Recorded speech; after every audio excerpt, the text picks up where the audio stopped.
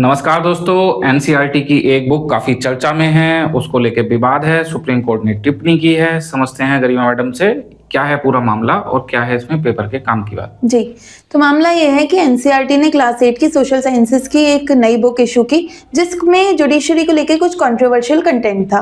तो एग्जाम के काम के लिए आपको कुछ पॉइंट्स ध्यान रखने हैं। तो जिसमें पहला है कि बुक का नाम क्या है। तो क्लास 8 की बुक है, नाम है exploring society India and beyond. ठीक, दूसरा चैप्टर कौन सा है वो जिसमें कंटेंट है, तो चैप्टर का नाम है the role of judiciary in our society.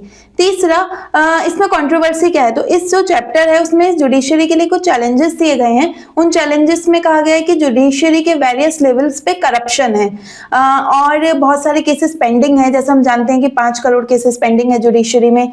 और उसमें जो फॉर्मर सीजेआई हमारे जस्टिस गवई, उनकी भी एक टिप्पणी है कि जो इस तरह का करप्शन होता है जुडिशरी में वो पब्लिक ट्रस्ट को कम करता है। तो अब है कि सुप्रीम कोर्ट का इस पे क्या मानना है। तो सुप्रीम कोर्ट के जो चीफ जस्टिस हैं अभी वर्तमान के, जस्टिस सूर्यकांत, उन्होंने कहा कि ये एक तरह की कॉन्स्पिरेसी है जुडिशरी के अगेंस्ट में, क्योंकि अगर बच्चे ऐसा पढ़ेंगे तो उनके मन में जुडिशरी को लेके एक नेगेटिव परसेप्शन बनेगा।